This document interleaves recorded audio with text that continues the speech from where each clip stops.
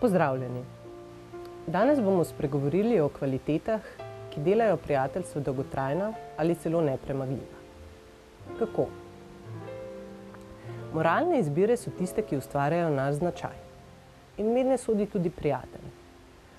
Prijatelj, ki te je izbral in katerega si ti izbral, pusti sledi na tebi in obratno. Kvalitete, ki jih prijatelj mora imeti, so tako lojalnost, skupni interesi, predvsem pa skupne vrednote. Kar pa je morda najboljši opis kateregakoli prijateljstva, je želeti drugemu dobro. A v slednjem primeru gre za ljubezen do prijatelja zaradi njega samega in ne z namenom oziroma iz nagibov koristnosti.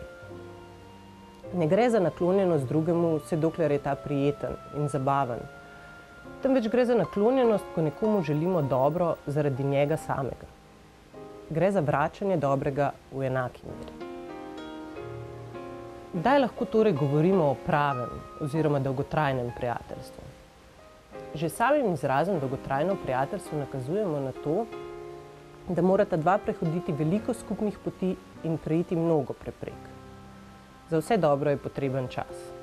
Tako je tudi s prijateljstvom, ki traja in mu ne poteče rok uporabe. Prijatelj ne izgine, ko se vse naokrog tebe ruši, kajti takšno prijateljstvo temelji na tem, kdo si in ne na nečem zunanjem.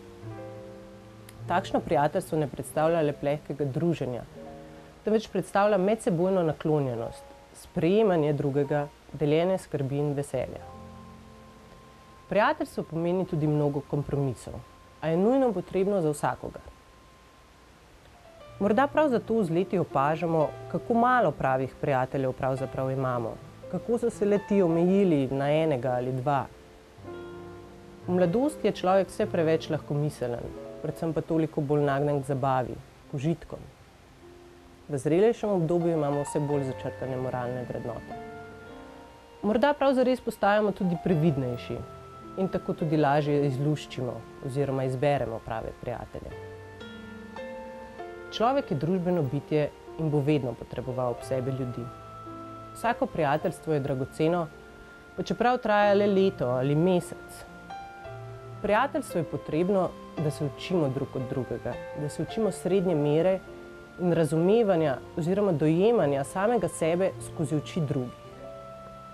Vsekakor pa skozi gradnjo samih sebe, gradnjo pravičnih in dobrih vezi z drugimi, gradimo tudi širšo skupnost in na ta način omogočamo lepše in boljše sobivanje mnogih.